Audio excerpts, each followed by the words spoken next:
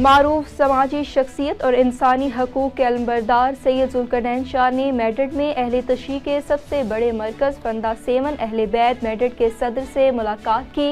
इस मौका पर उनके हमरा सदर पाकिस्तानी एसोसिएशन मेडठ ज़ियाद सईद भी मौजूद थे। मज़ीद तफसीलात जानते हैं स्पेशल टीवी की इस रिपोर्ट में।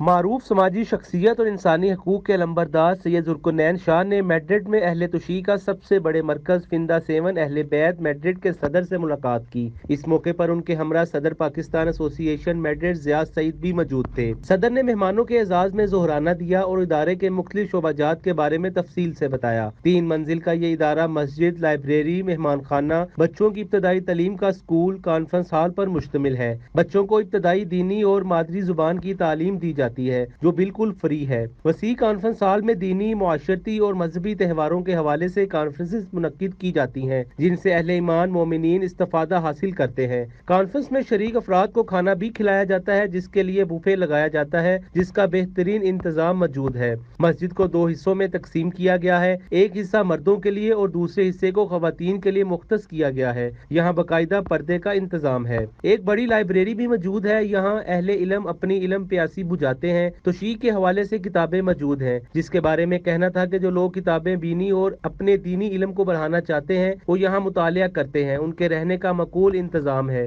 सैयद जुल्करनैन शाह ने इंतजामात को सराहा और कहा कि एक इदारे में जो सहूलियात होनी चाहिए वो सब मौजूद है। सैयद जुल्करनैन शाह ने बेहतरीन इंतजामात करने पर खराज तहसीन पेश किया और इंतजामात करने वाले अफराद के लिए नेक ख्वाहिशात का इजहार किया।